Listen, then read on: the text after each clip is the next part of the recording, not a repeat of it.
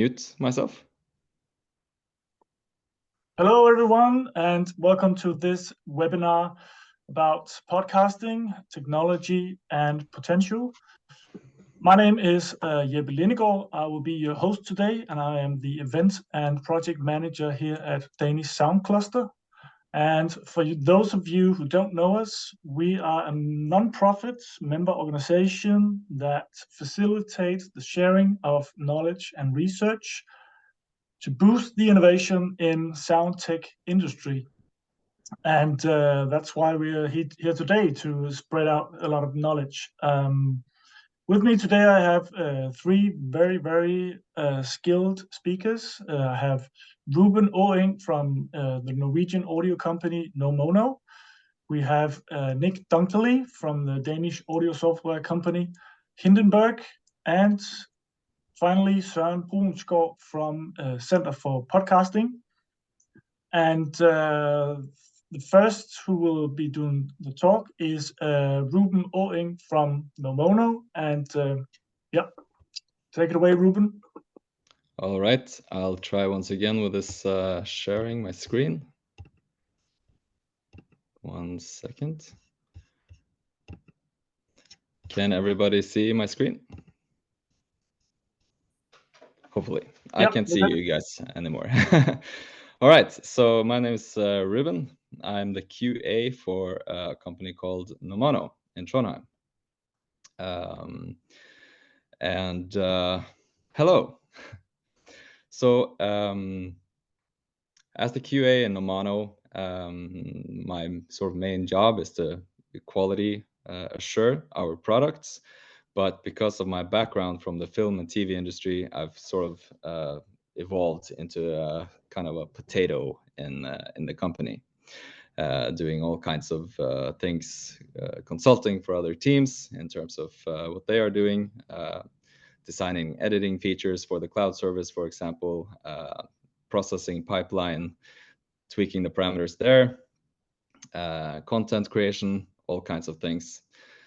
So I used to be a freelancer in the film and TV industry, doing a lot of location recording or production sound mixing, some sound design and some dialogue editing and some mixing and mastering. And yeah, so I have a lot of experience with using all kinds of recording equipment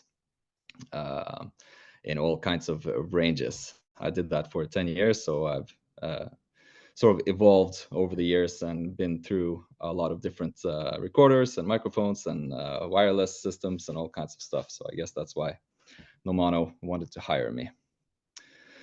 But what we're trying to solve with Nomono is to enable users to really simply go out into the field and make a high quality recording with the push of a button.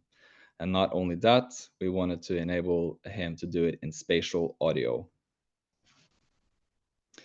So this is what you would need in order to do the same thing with conventional equipment. You would need at least an 8-input recorder, the Zoom F8, for example. You would need a high-quality first-order ambisonics microphone. You can see the first-order array up here. So that's 4 capsules, which means it needs 4 cables to connect to this. You would need 4 wireless systems, for example, the Sennheiser G4, although it is quite a different kind of lavalier system that we have, with a bunch of other features that makes it easier to get good quality sound. You'd also need to worry about SD cards and this kind of thing, and headphones, maybe some microphone stands, and basically a big Peli case full of audio equipment that you would need to carry around with you. And we have a pretty good example of that over here with We Are Makers. That is a podcast with a couple from Ireland that travel around in the US making recordings of or interviews with different makers over there. So obviously this guy is doing pottery, but they've done saddle makers and woodworkers and all kinds of makers where they go and interview them about what they're doing. Previously, they used to carry around this big yellow Peli case here, with full of cables and mic stands, and they had the Rodecaster Pro. They had the Rode Dynamic Podcaster microphones, and it was a big pain point for them because that introduces some limitations in terms of using it. They need a room with power supply and decent acoustics, and preferably a low noise floor as well. So they would have to pull the maker out of his environment and take him into sort of a studio setting in order to do the podcast. That can be uncomfortable for him if he's not used to being in such an environment. It could also be distracting in terms of being in his bubble, in his environment,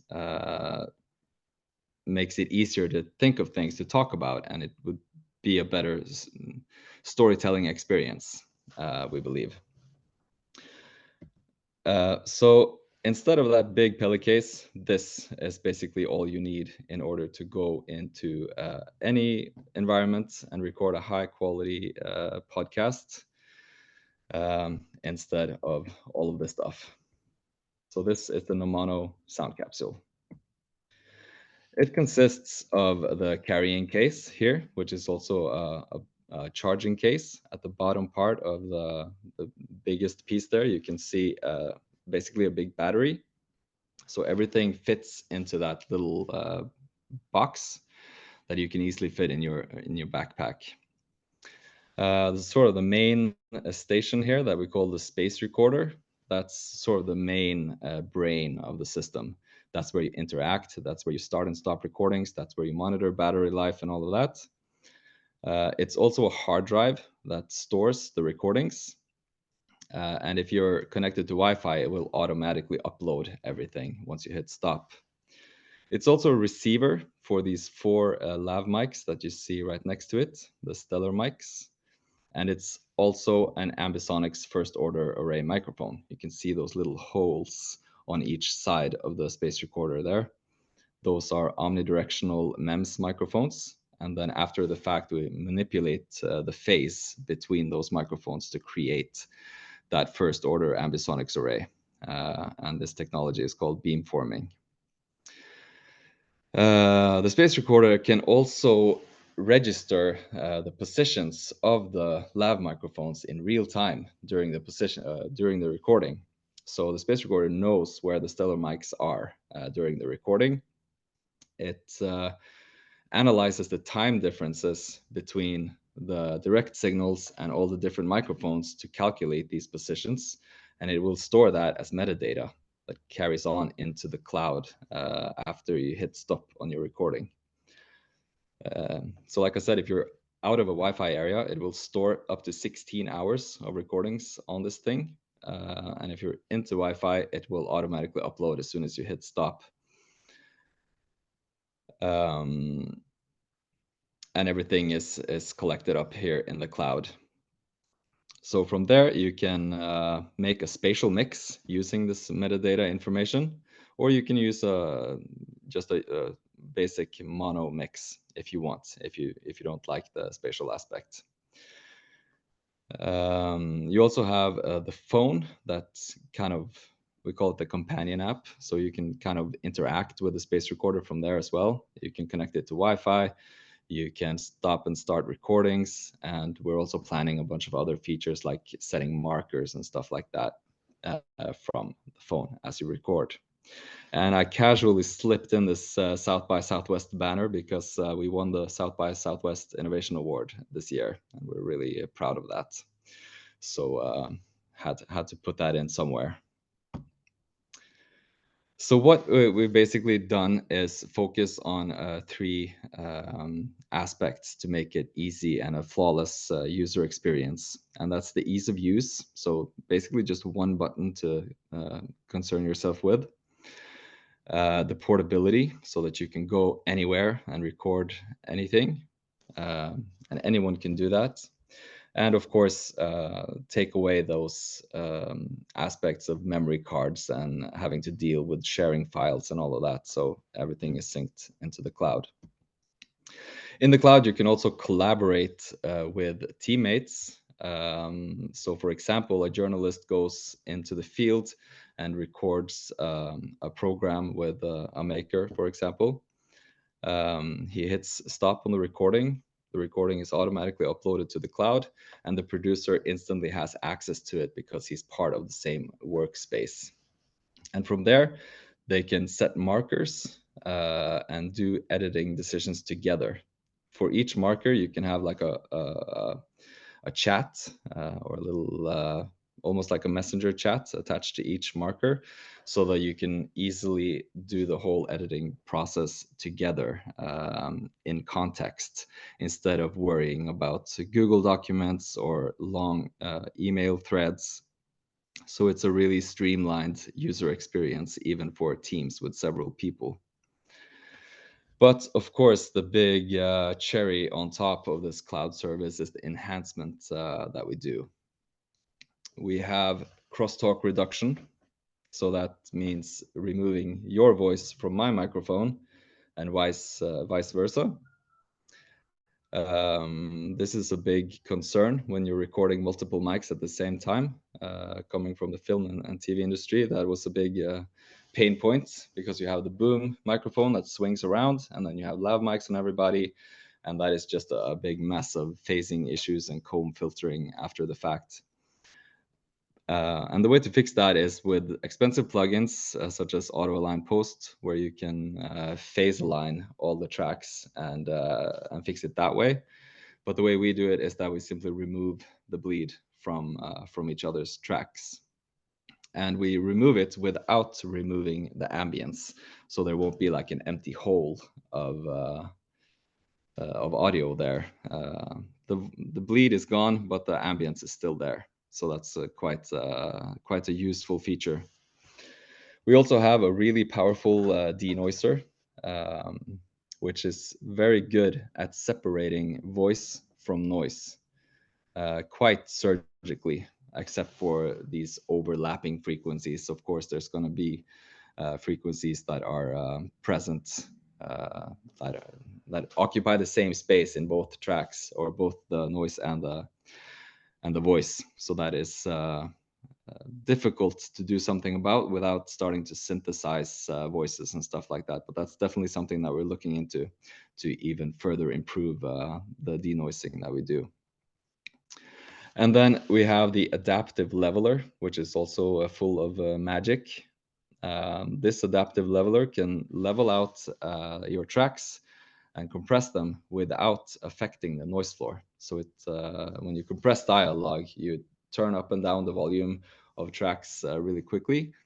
And if you have some noise in the background there, that noise floor is also going to pump up and down, and it's quite distracting and noticeable. But with our compressor, the adaptive leveler, we do not affect the noise floor when we compress the dialogue. So that's also quite a cool feature. I don't know of any other compressors that can do that. We also have high pass filtering. That's pretty self-explanatory, but it kind of cuts away those rumbling frequencies in the low end. We have a notch EQ, which is really cool because it can identify constant peaks in the frequency spectrum. So dialogue is very dynamic in terms of frequency and volume. It's all over the place. So a constant peak will kind of stick out like a sore thumb. For example, a refrigerator that sounds like it's very static and non-dynamic. So the notch EQ will identify that peak and sort of reverse it and remove it that way. And that goes across all the frequency spectrum, from low end noises to high frequency noises. De-esser speaks for itself. It does exactly what you'd expect.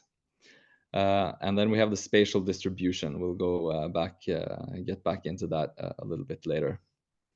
The active speaker detection is it's analyzing the input and registering when people when who's speaking when, I guess. And that metadata is used by some of the other processing agents to make better decisions. So for example, the adaptive leveler, it won't do any leveling when there's nobody speaking on that track. The mute and active speaker will also make use of that metadata from active speaker detection to make sure that when people are not speaking, they're turned down a little bit more, further decreasing that noise floor. And then, of course, there's loudness normalization, and there's two sort of levels that you can choose between now. You have -18, which is the suggested loudness level from AES and EBU. I know a lot of platforms want -16, and Spotify in some cases even wants -14. But -18 will still conserve some of those dynamics even at such a high level. So that's the one that is suggested by AES and EBU. Sort of like a standard for web-based dialogue, just like we have a standard for TV and radio today, which is -23. -18 is the one that's suggested for web-based dialogue. But you can also choose -23 if this show is going out on radio or TV. You can simply click the -23 button instead. And then at the end, we have a tone shaping EQ here, which is basically an EQ matcher. It will take the input and it will compare it to a list of EQ profiles that we have. So those are basically just audio tracks that's been EQ'd by a professional. And based on likeness between the input and the profiles, it will sort of pick a profile and EQ match up against that one. Yeah, so that's pretty much the enhancement that we do.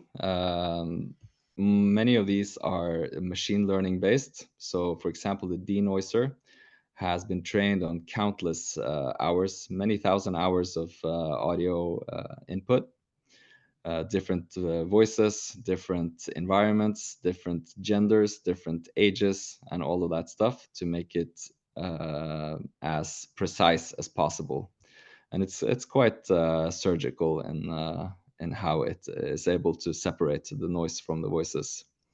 The crosstalk reduction is also AI based, and it's been trained to recognize differences in volume, differences in reverb, and a few other aspects, or it's been fed audio, multi-channel audio like that. So it's kind of trained itself actually to to know what the difference between direct signal and bleed signal is. So it's very cool too. Anyways, there's a couple of aspects of the product that I want to highlight here based on some input that we've gotten from some customers. For example, this one: talkative and fun guests get formal and nervous when entering a studio environment. I touched briefly upon this in the We Are Makers segment, but I've encountered this many times myself. People tend to get very self-conscious and worry too much about what they're saying and stuff when you pull them into a studio and put a big microphone and maybe some lights and cameras and stuff in front of them. They will get self-conscious, and the conversation won't flow as naturally as it would if you were just talking to them casually. So we fixed that we've tried to remedy that with two aspects. First of all, the Nomano sound capsule system is very non-intrusive, small footprint, just a tiny little square that you put on your chest, and the tiny little box that you put on the table. And once you start recording, you quickly forget that you're actually recording. Another aspect of this is that you can actually go into the environment that the interview object is comfortable in. So for example, with We Are Makers, they are able now to go into their workshops and record them while they're actually working on their woodworking project or their pottery stuff. Even if it's making noise, they're hammering, and they have machines whirring in the background. Even in environments like that, it's possible to go in there and sort of be in the situation with with the people you're talking to, which makes for a lot more comfortable and fluent conversation, I guess, and also opens up for you'll think of things to ask about that you wouldn't think of if you were in a studio. Another aspect is this one. I spend too much time on editing, so sound design basics are outsourced to an audio engineer. With the Mono Sound Capsule, we take care of all of that for you in the cloud. We remove the noise, we remove the bleed, we level it out, sounding very professional, so you can focus on the creative aspect of your program and create the show that you really want. When you're outsourcing to an audio engineer, it's both very expensive and it's also it's not a guarantee that he would make the same decisions that you would. Maybe he misunderstood some of your vision, and it's a bit back and forth there until everybody's happy, and that again costs even more money. So I wanted to highlight those 2 points because those are really important things to consider. But anyway, spatial audio is also a big part of our product. We wanted to enable users to make spatial content with ease without having to learn about ambisonics and binaural and conversion and decoders and encoders and all of this stuff. It can be quite it's quite a high learning curve to create spatial content like that. So that's sort of the big blocker now, with all of these companies enabling people to listen and to consume spatial content, but not many people are creating it yet because of this high learning curve. But why would you even want to create spatial content? What's the big deal with that? Well, the way I see it, it's 2 different aspects of it. First of all, it opens the door for some more immersive content, better storytelling, basically. If you consider something like a ghost story podcast, excuse me, it would open some doors in terms of sound designing it so that people feel like there's stuff behind you, for example, and scare you even more. When you have that limited view of the left and right in front of you, you can't engage the listener in the same way. So putting, for example, a cracking branch right behind the listener in a scary forest, it will feel like you want to turn around and see if something is there. There's a few videos and stuff online that you can check out to see some content like that, and it triggers a lot more emotions in you, and that's what storytelling is all about. But another aspect of spatial audio is accessibility. So a lot of people have permanent hearing impairments, and for them it's very difficult to consume, for example, a debate if they don't have a picture. So they're listening to a debate kind of podcast. Everything is in mono. People are talking at the same time. Maybe some of the voices are kind of alike with each other. It's very hard to pay attention and follow along with the story and know who's talking when. So spreading them out and in a spatial kind of perspective makes it easier to follow along to who's talking and when they're talking. Another aspect, again, is a lot of people consume podcasts and content on subways and buses and trains and cars and stuff like that, where there's a very high noise floor, and that urges people to turn up their volume a lot, unless they have really good noise canceling headphones. Even so, especially on a plane, maybe you will turn up the volume much more than you would if you were sitting home in your living room. And I think that might actually be a reason for why we see that more people are having hearing impairment issues today. So spreading that out and more spatial in a spatial sort of spread, it's easier to pay attention to the content and know who's talking when. So I have a little animation here at the end that will kind of illustrate that for you. So we have 4 speakers, and they're talking at the same time. They're talking over each other, and it's kind of blurry. But when you spread it out like that, it's easier to realize who's talking when.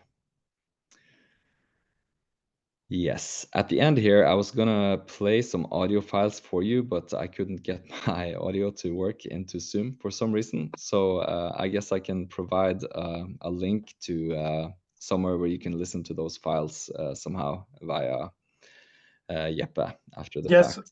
we'll send them out afterwards. But Ruben, that's just fine. We have a couple of questions here. Yeah, Yeah. sure, sure. This one, Lene Andersen is asking if you can do quadraphonic recordings. What I think she means by that is, can you place the 4 microphones in each corner and sit in the middle? Yes, sure. Depending on what you're recording, for example, we've done many choir recordings using the systems. We've also done music recordings. So we've even recorded drums, guitars, bass, you name it. The caveat of that is that the enhancement won't work. So if you're using 4 microphones to record the same voice, the enhancement is gonna be a little bit confused because it's looking for 4 voices, but it's only finding 1. So the enhancement will suffer a bit if you do it that way. The same goes for music. The enhancement that we do is tailored specifically for dialogue. So it will not work on music. It will get really strange results if you try to enhance a guitar track, for example, in the Mono Cloud. Thanks. Maybe you can unshare your screen, Ruben, so we can Yes, see your I beautiful will. face. There's another question here, actually, a bit about the microphones. If you can tell a bit about them in relation to the recordings. I'm sorry, I had a pop-up here with some commercials, so I got a bit distracted. But can you say the question one more time? Yes, Jan Hüning is asking if you can tell a bit more about those microphones. What type are they? How do they record? What's the shape? What's it called? Yeah. So Yeah. everything is omnidirectional. They're MEMS microphones, microelectric something. I can't remember what MEMS stand for, but basically it's a microphone that allows a much higher dynamic range, and that means that we can, because we know all the technical specifications of our microphones, we can really fine tune that sort of mid-center in the dynamic range, and that allows for the fact that you don't have to do any gain staging or anything like that. You can whisper and you can scream, and the microphones will still sound great. So yeah, omnidirectional MEMS microphones all around, even on the space recorder, and then we just manipulate the phase between them to create the first order ambisonics array. Right, cool. One final quick question here from Anders Nissen. What about walking around, perhaps outside? What's the range and the portability? That's actually something I was going to say in my presentation and forgot to mention it. But yeah, the range is around 20 meters from the space recorder. But you can easily put it in your backpack and walk around if you want to do that. But the big sort of cherry there is that the stellar microphones, the lav mics, have internal memory. So you can step out of range for 44 minutes. So that means you can leave the space recorder here, and then you can go for a walk for 44 minutes and come back, and everything will still be good. And then you will also have a very clean ambience, spatial ambience from the space recorder. All right, cool. Yes. Thank you very much, Ruben. Thank and, you. questions are still welcome, and I will hand it over to Nick Dunkley from Hindenburg. I've got to just unmute myself here for a sec. Yes. So hopefully we can all see your screen by now. Yeah, thank you. Brilliant. Okay, so it's it's actually amazing to see what you can do nowadays. Back in the day when we were young, we didn't have all these fancy gadgets. And this is really what I want to talk about. And not because I just want to talk about the good old days, because that's not really the point. What we were trying to do with this presentation, as far as I remember, was to see if you were new to audio, how would you approach it? And obviously, it's great that we have new tools. But what I wanted to just touch is, where do we come from? Because sometimes knowing where we're coming from might help understanding why we are trying to deal with some issues that we're trying to deal with now. And if you don't know what the issue is, sometimes the solutions seem confusing at best. So anyway, audio production, a love story.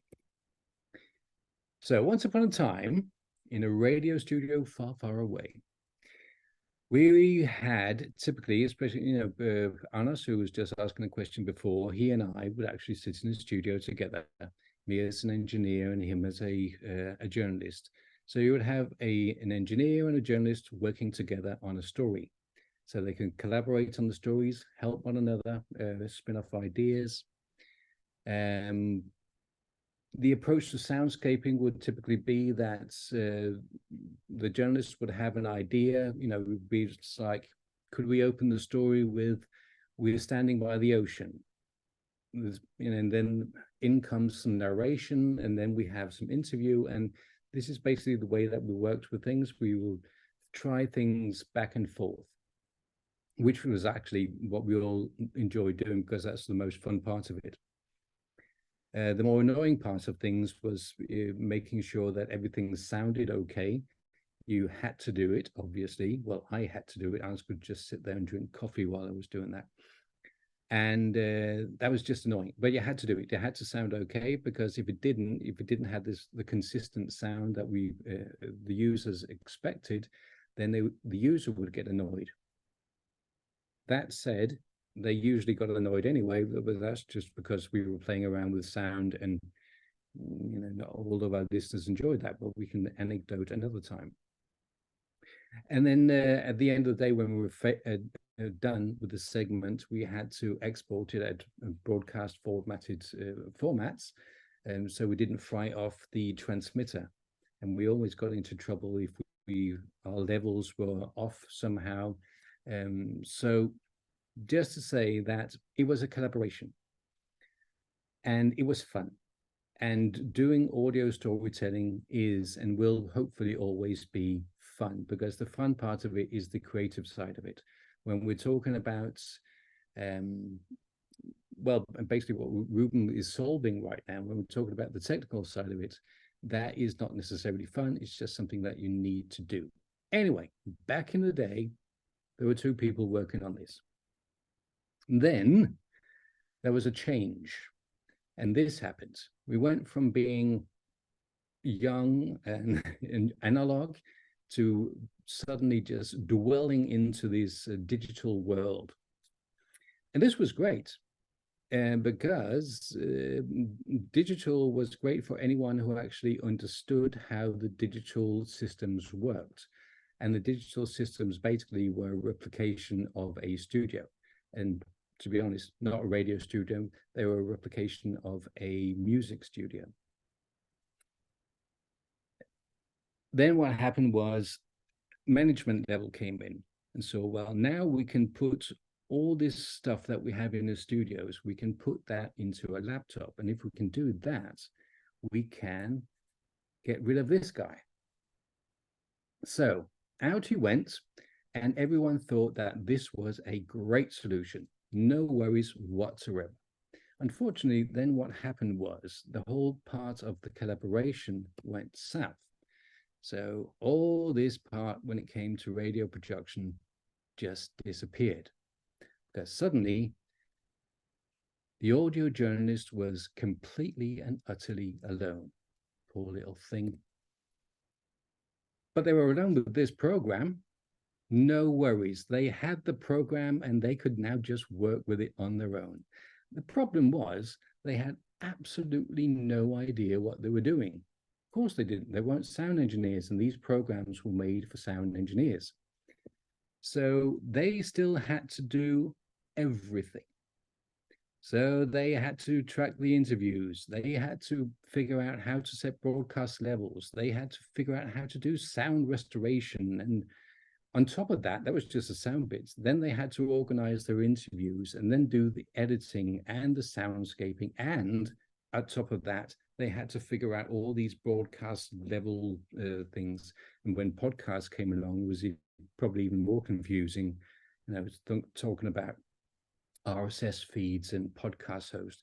Everything just became a hassle for the poor journalists. So telling our backstory will take forever, but the shorter version of it was that we wanted to make an editor that could solve some of the issues. So this poor little, oh, look at her little sad face. So that poor little journalist there could actually do all these things. So she could, I've actually got you myself in the way. So she still needs to record, and so needs to be able to do that. But we needed somehow to figure out, how do we set broadcast levels? How do we do noise reduction and EQ? The same issues that Ruben was talking about. How can we work with it so it's easy to figure out where are you in your story? So adding transcription and clipboards was just a way of making audio more approachable. So, and then obviously it still needed to be fun. So we had to have an intuitive audio editor where you could still play around with your story. But just, let's remember, if it's fun for you to produce, it's going to be fun for the listener to listen to. Well, if you go too far, because then you just get silly in the studio and your listeners just all confused. So anyway, and also you have to be able to publish it at the end of the day at the right levels. So this was kind of our challenge. How do we do that? So, oh, that's fine. There we go. So Hindenburg looks nowadays like this. And if you're new to audio, you don't know what it looked like before. So great, this is what it looks like now. So we have an area here where it's just still a regular audio editor. It's really easy to use. We've added transcription since last. So you can transcribe your interviews, and it's easier to get an overview of the story. I wouldn't necessarily recommend that you do your editing. You can edit in the transcription, so it will edit the audio as well. So for rough editing, that's fine. But if you want to do proper editing, you need to have a proper DAW, and that is, you have that right up there. It's always been an absolutely brilliant DAW to edit audio in. And the DAW, by the way, is a digital audio workstation, should there be anyone out there who's not been doing this for 40 years. Here on the right, we have a clipboard, and the point of a clipboard is a place to organize your clips. And for anyone new to audio production, it might not make a lot of sense, but as soon as you start gathering multiple interviews, having sound bites, that kind of thing, having a place to store them so they don't all just are lying around in your workspace is absolutely essential. And since last, well, again, if you've never seen it before, it's fine. You can add colors to your regions, so it's easier to figure out where you are. You have a built-in sound library, so you can just, if you were looking for that waves sound from before, you just search for waves, and there it is. So hopefully it's just become a lot easier for journalists to approach it. And that is, at the end of the day, what it's all about, because radio journalists, every single one of them that I've ever met has just been fascinating with the audio media of telling stories through audio, but they've never actually been that interested in audio itself, and how do you produce well-sounding audio. So what we're all trying to do here is make the audio accessible. And that's obviously just a screenshot. So if you want to see what it looks like, it could look something like this. And let's just play a little bit.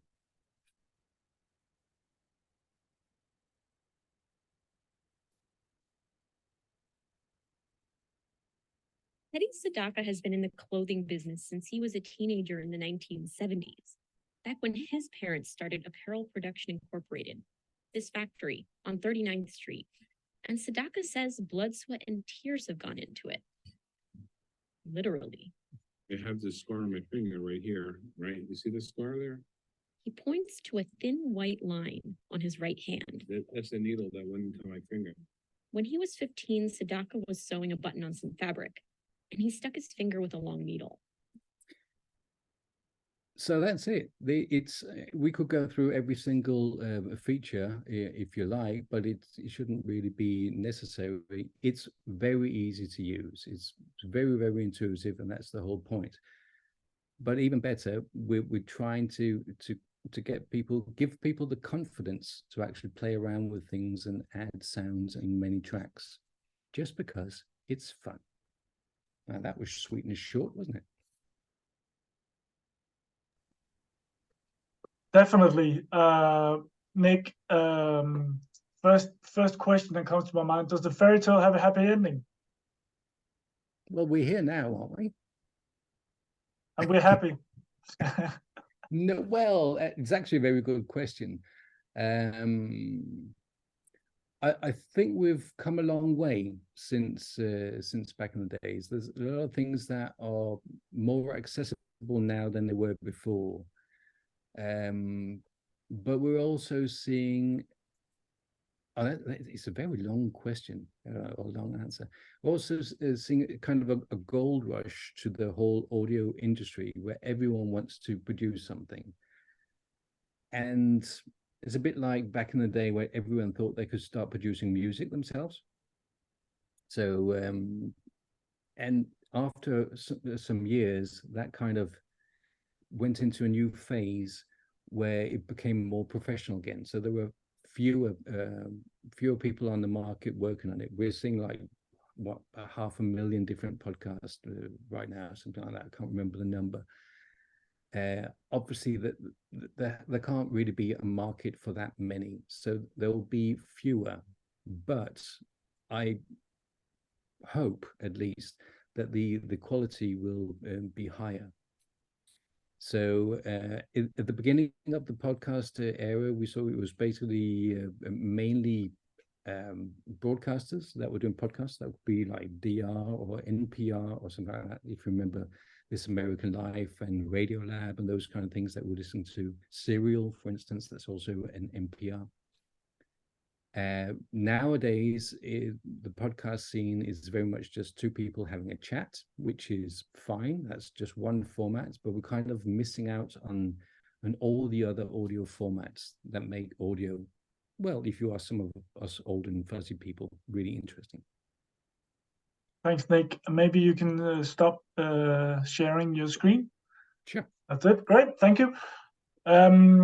Recently, there was an article in K-Forum, I will link in the chat below, by radio host and author Anders Kjærulf, who thinks that we're drowning in podcast content, like you're saying yourself.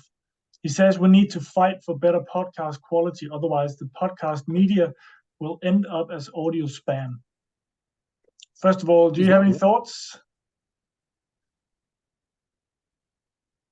It's difficult to say because, we're not young men. If you ask me personally, would I like to see more podcasts of a higher production quality? Definitely. But how it would actually go is really difficult to predict. Let me put it this way. There was a survey done at one point about audio quality. Now, when they asked our generation about audio quality, we were like going for the high-end hi-fi quality. When they asked the younger generation about audio quality, they preferred the MP3 quality. Now you can see that doesn't make any sense because MP3 just sounds worse. Yes, but that's what they were used to. So for them, what they were used to was better. So it's kind of it's a conundrum, because if we don't present people with higher quality productions, they will never be introduced to it and they will never get to appreciate it. All right. So now speaking of audio quality, maybe it's a loaded question, but what do you prefer, audio quality or audio authenticity? Oh, that's a good one. Authenticity every time. Right. Very interesting. Well, it can be both, but It can good be, audio. but if you had to choose, if it was a part of the story, if it was an essential part of the story where someone said something really important, but it sounded bad, I would go with the clip anyway. Let's put it that way.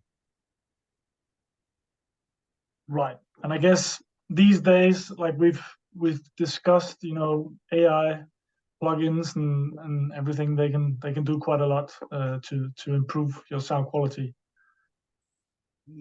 Yes, but we're also again, we're kind of forgetting our roots sometimes. It doesn't have to be clinical. That we have to be careful that we're not getting to a point where, you know, we typically see that from younger podcasters. They say, well, how do we remove all our breaths?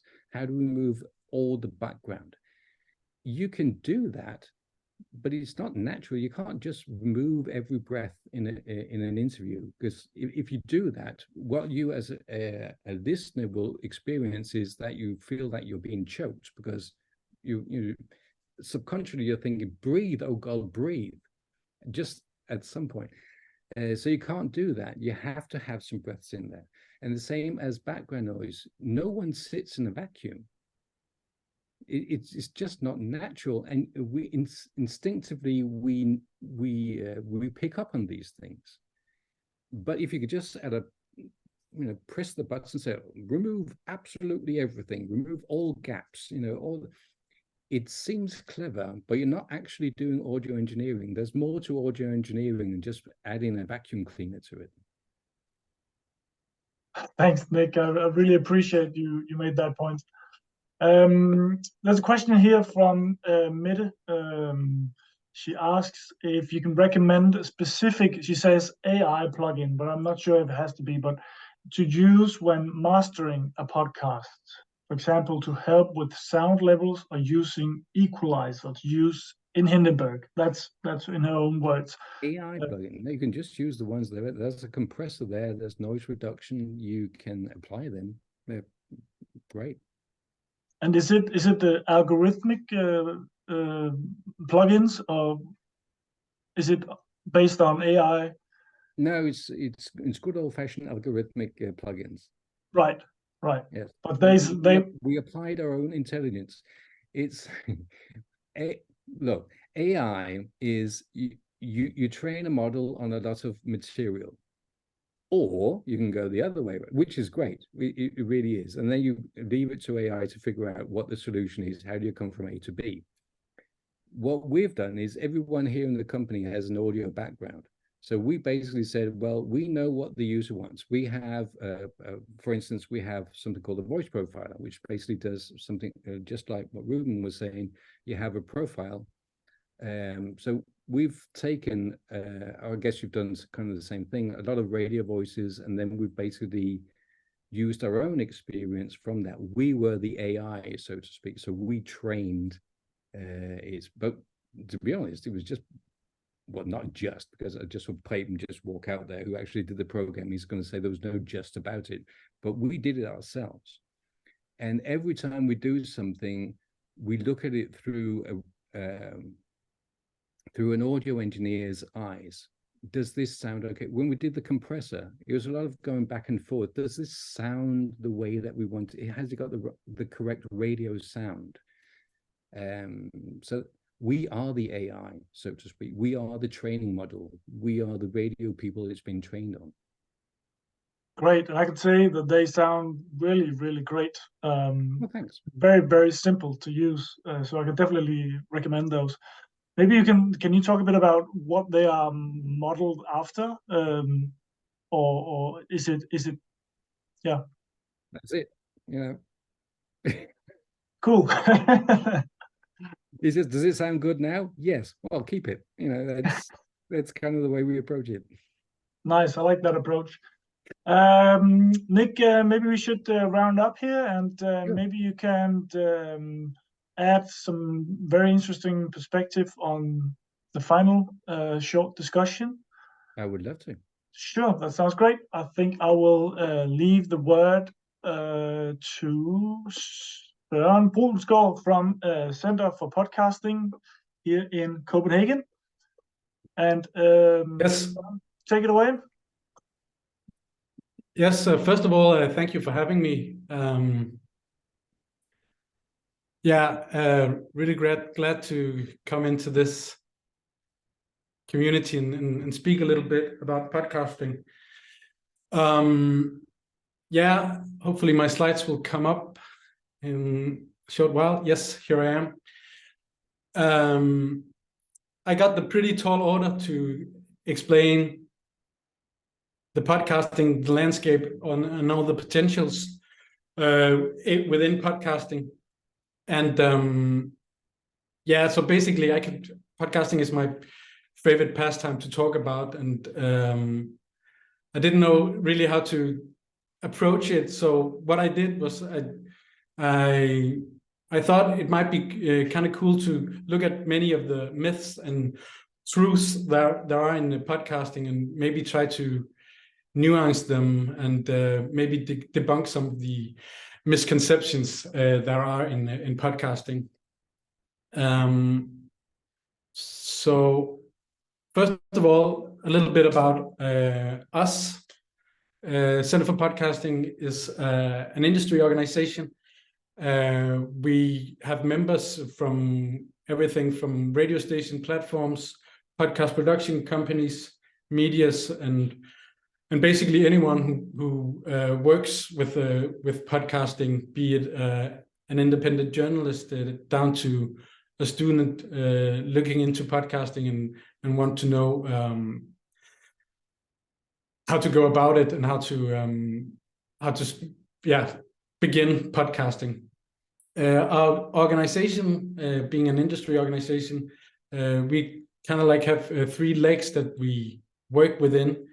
First of all, we try to gather the industry, have various branches of the media landscape meet each other and knowledge share. We try to develop the media in any kind of way that we can. And lastly, we try to further the conditions for podcasting, so that both that it's possible to work professionally with podcasting, but also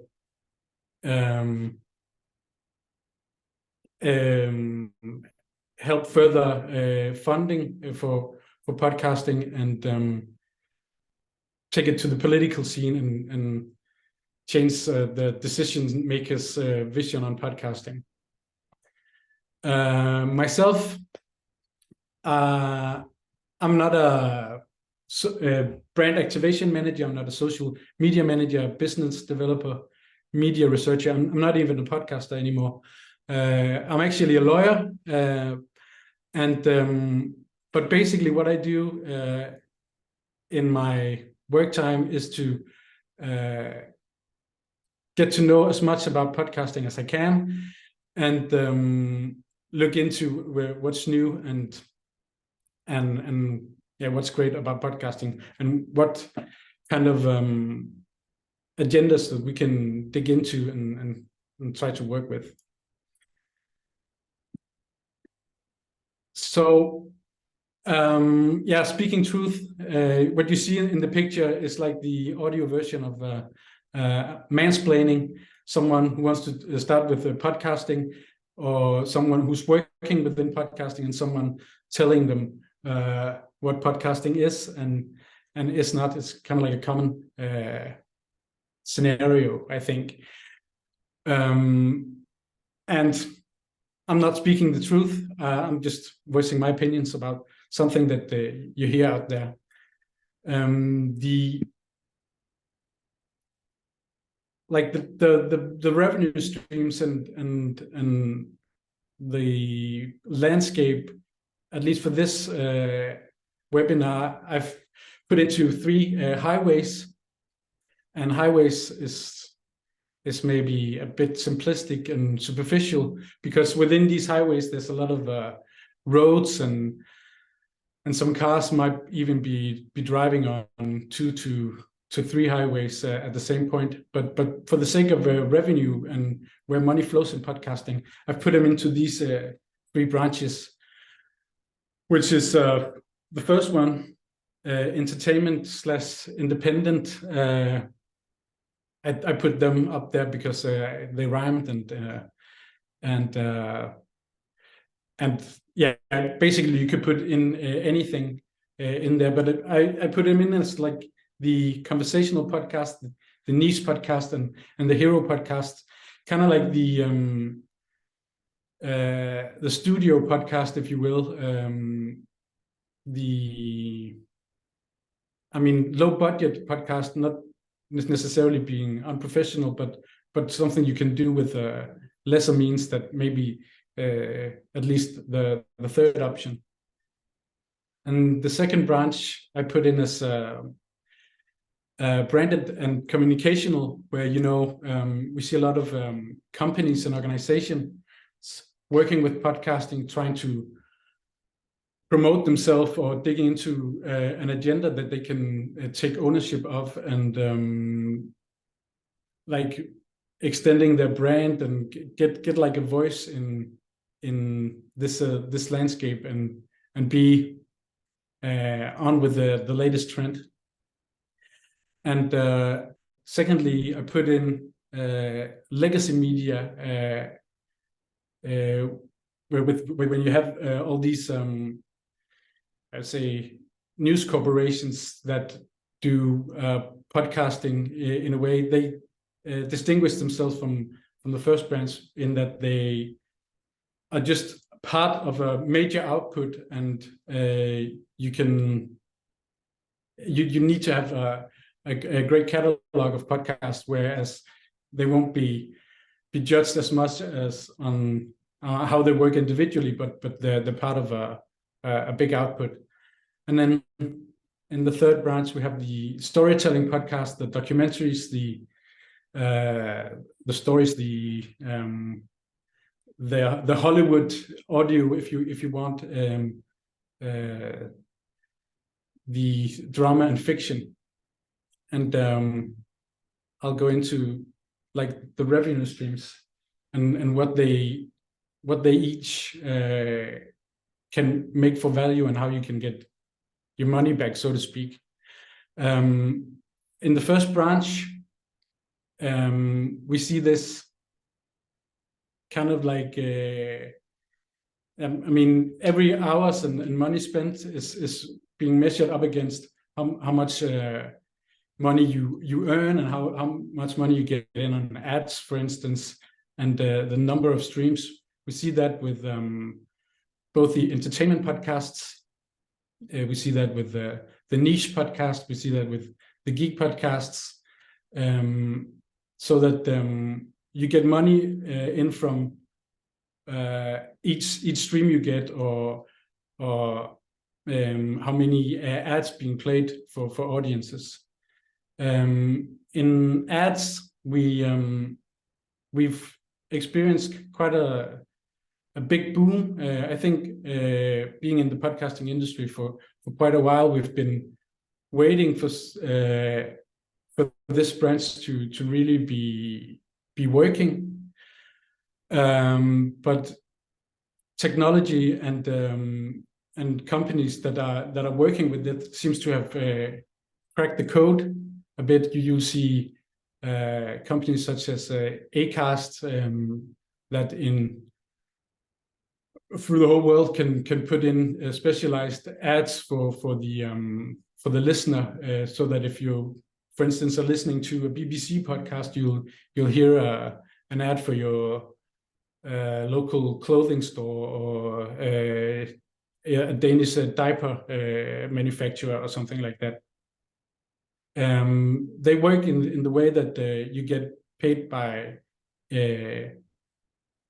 each roll of the ad, and then you get money by gathering lots of streams. And then secondly, you see something that is also really working, and it's been working for a longer while in podcasting, is sponsorship, where a brand that doesn't necessarily have their own podcast can how to say, benefit kind of from your goodwill. They know that you have like this specific audience, and they can brand themselves out of your content. Also, podcasting has a great effect when your podcast hero goes out and endorse a specific product, because there's a lot of trust associated with a podcast host. So that's also working really well. Also within this branch, you can see a great effect in working with your community. You can get, like, just because people love your product or your podcast, and they understand this truth, if you will, in podcasting, that no one's really making any money, and there's no proper revenue streams, that they themselves have to pitch in and make sure that you get your that you get money in, so that it makes it worthwhile. Also, you can use your community by making podcast live shows. You can be like the spokesperson of a particular agenda if your podcast delves into that niche, and make money out of that. And then finally, podcasting has this value that you can make yourself, as I said, a spokesperson, and also be like, it's kind of like you start producing a podcast, you gain listeners, and you gain respect, and then all of a sudden you become the expert, and you're used in other kinds of areas that are without or outside podcasting. Onto branded and communicational, we see a lot of companies working with podcasting now, and also for the last or many years, where they can take ownership of an agenda. They can become the expert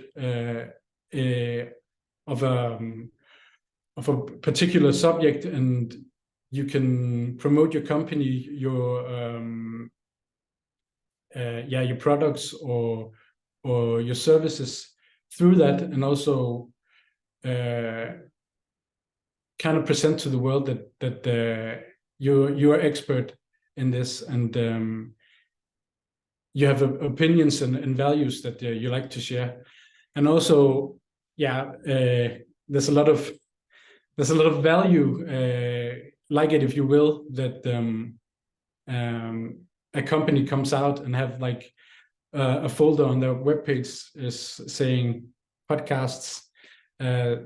So there's a lot of I would say kind of bullshit that the companies are podcasting. So that's also kind of like a value that it's at least not insignificant part. Onto the legacy media, that's why I made a small distance between the two. You become a pool of your podcast becomes a pool of a large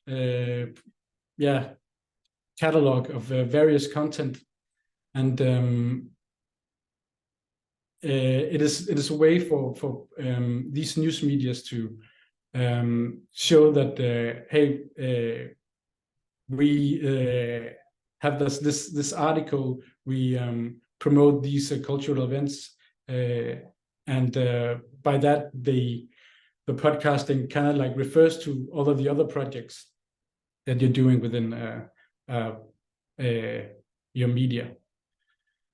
And then the third pillar is the storytelling podcast. I don't know if you can see so much.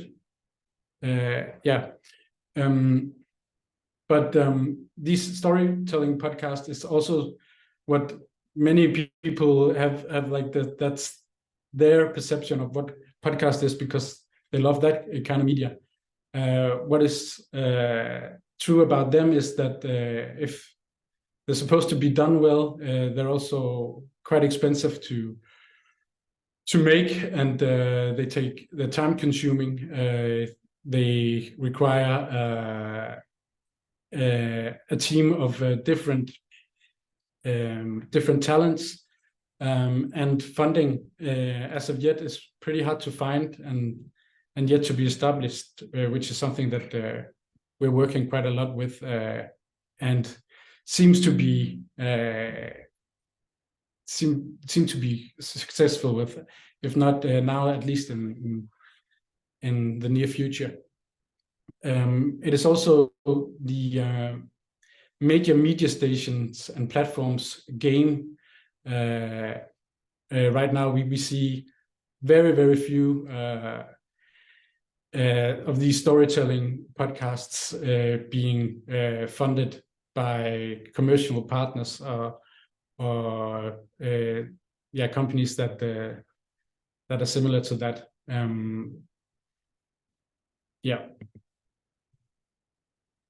And then what I promised is like talking about these truth that seems to exist in podcasting. I put in a couple of pictures, like Nick talked about the gold rush that if not exists, then at least existed in podcasting. I put a picture of Klondike, where you can see the ship leaving for Klondike, and everyone wants to be part of it. But yeah, few are successful and get to go on the journey. The cool thing about podcasting, of course, is that it is in a way anybody's game. You can easily get a recording, and you can also easily put it out there, and that's in a way the beauty of it. But also, I at least try to get out with the message that it's you need to be humble. You don't have to. I mean, not everyone should have a podcast. Actually, you should be aware that you need to say something. You need to be aware that it's for the listeners. It's the listeners that make you successful in the end. And also, like I talked with the companies that are working in podcasting, also should be a little more skeptical moving into this area. Work with the right people that can make sure that your content is great, produced well, and also have the experience and knowledge about what the landscape is and how to get the concept right, how to have a proper format, so that it's not just a new way of coming out with the same messages. Actually, you have to add value within all of these podcasts there are.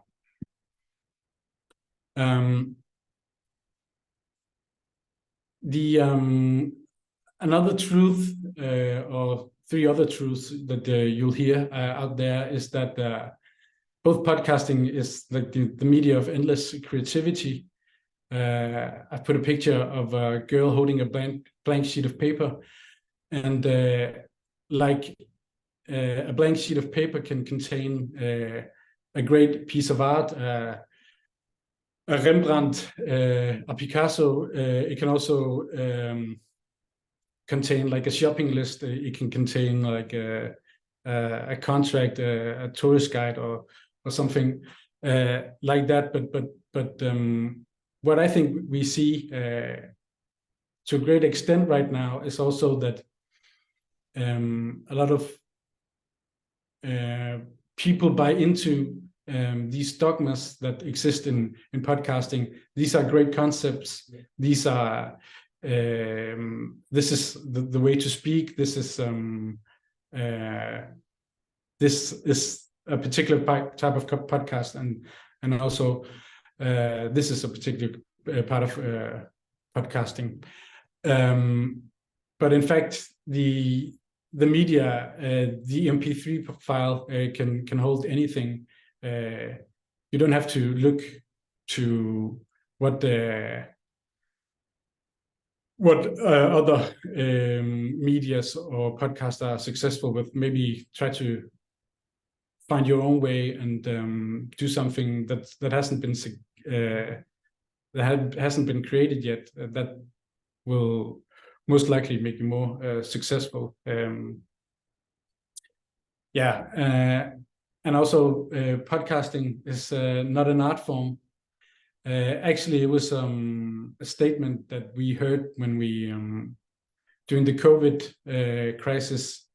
We talked to the Ministry of Culture, and a lot of podcast companies that didn't that because of the COVID crisis couldn't continue projects and couldn't do what they were greatest at, would look for compensation through all the pools in Denmark that the Ministry of Culture, amongst others, put out, and they just frankly stated that the podcasting isn't an art form. And I would be a poor lobbyist if I didn't try to plug one of our messages, so that we try to work a lot with getting podcasting recognized as an art form, as a legitimate part of the media and the cultural landscape in Denmark. And as it is right now, we see next to nothing being put in producing great stories and supporting podcasting. The next one, at least I want to nuance, is we hear a lot about both podcasting is the new thing. It's something completely different from radio, and also from the other side that podcasting is just a radio on the internet. And I think, I mean, while they are in almost identical, and the only distinction on the face of it is only the way it is being distributed, I think it's fair to make a distinction between the two, because podcasting, as opposed to radio, with it being only for on demand and being something that you don't have to go through a radio station and have like 3 tiers of editors, like putting the thumb up for it to exist. It is like a free media where you can go out, and also with podcasting being digital and on demand, you have the listener from the beginning, which means that as opposed to radio, where you would people would normally or likely go into a program 17 minutes within the podcast show, and would have to be supported and being pulled back into what the show is about. Also, a podcast doesn't necessarily need to be 57 minutes, so that it could leave a space for 3 minutes news broadcasting. So that also makes it a great media to either be it a 4-hour show that you can listen to, maybe go in and out of it and start immediately where you left off, but also podcasting can be a 12 minutes or a 12 minutes show, or a lot of episodes. So podcasting also, to me, is the perfect media for these storytelling podcasts, and has in a way allowed a second coming of these formats, except from the fact that money and recognition of these formats in the Ministry of Culture, at least, is not being recognized as much as it has been and hopefully will be. And then, All right. yeah, I have one last, the last truth that I want to debunk is also that podcasting is like the poor man's game. And while with all the other truths, there is some truth for some. We see a lot of people, and the industry is booming. We see a lot of podcasters. We see a lot of new production companies and producers out there living off of it, and different revenue streams that are being established and perfected.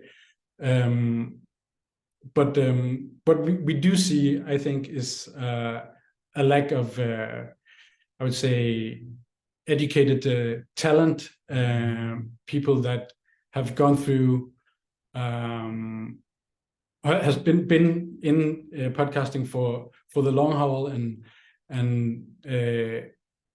really started loving podcasting, and then got all the competencies that it require to be part of podcasting. Yeah.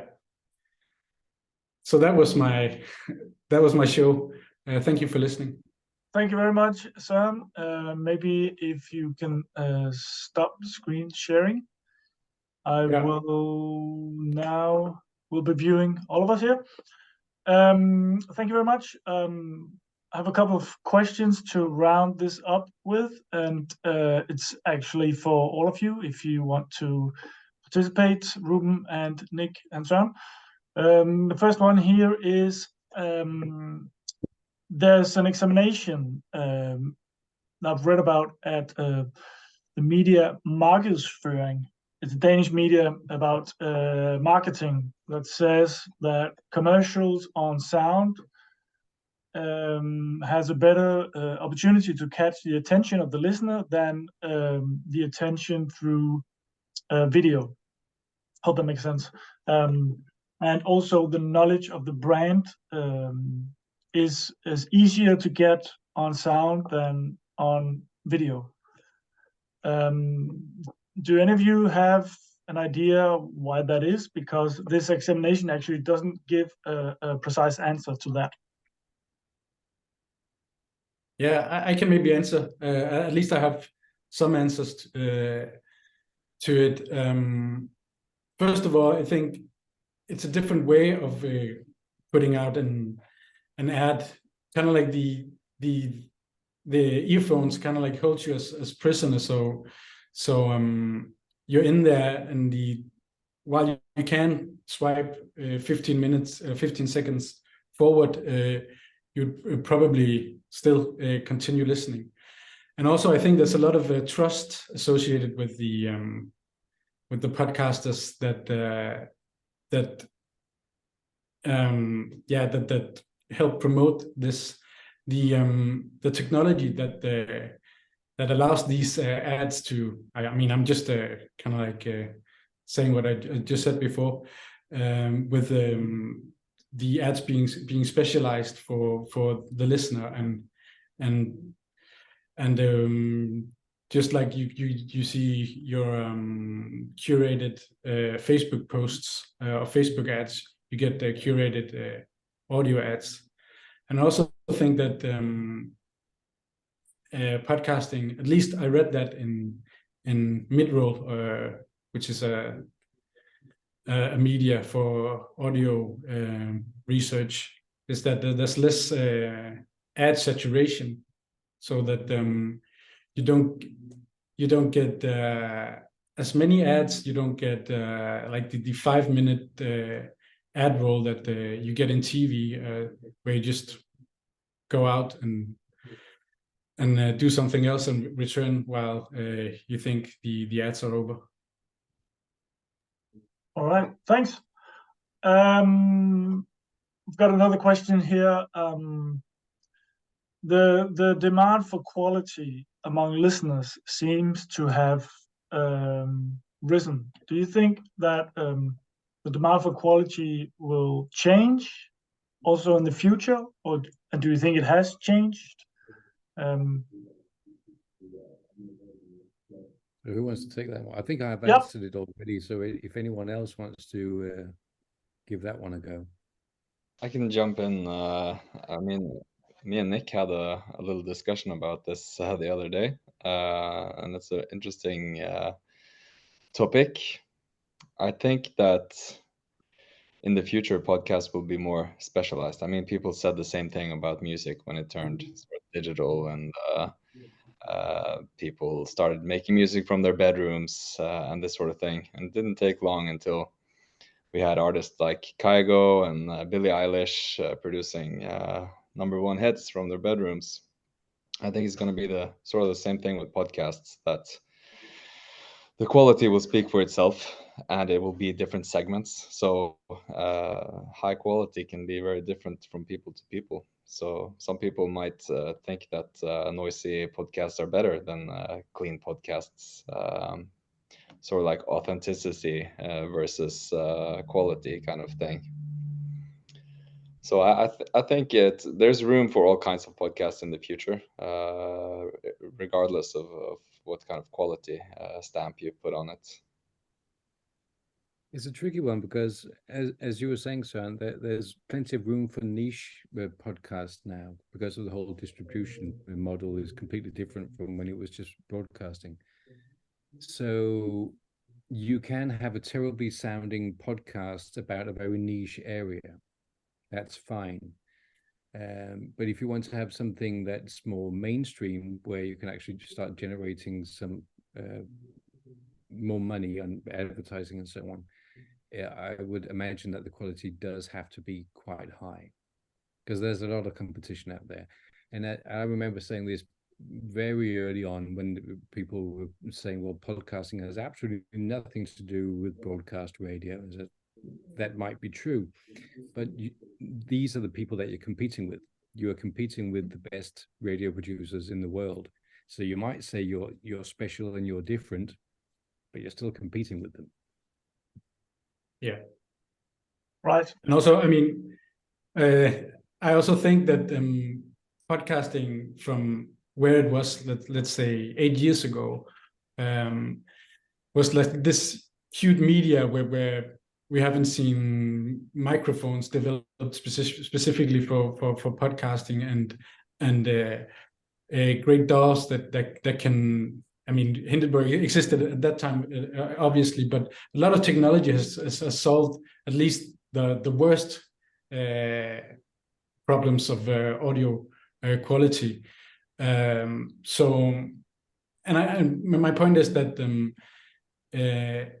8 years ago, I mean, it might be cute that you're just doing a podcast and you'd suffer through just horrible audio, but I think podcasting has become way more mainstream. That that these things, I mean, the audience and the listeners just don't accept or forgive you for putting out at least horrible content. Sorry, can I just jump in there? Because I think one of the things that we will see, and we see it already now, is on the educational side, we see more and more audio education now coming into different areas, be that just in ordinary public schools, but also obviously in universities and so on and so forth.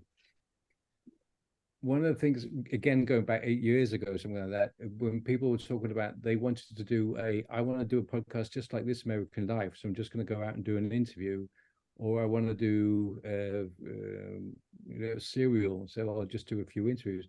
They had absolutely no idea how much work went into it, the whole editing phase. And when we're talking about editing, typically especially if you talk to some American audio editors, they think editing a podcast, that is cutting out ums and ers. That's basically what audio editing is all about. And that's clearly not my impression of audio editing.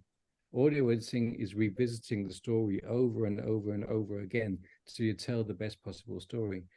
I think we will see more of that coming out. Better storytellers. I hope at least that we'll see better storytellers.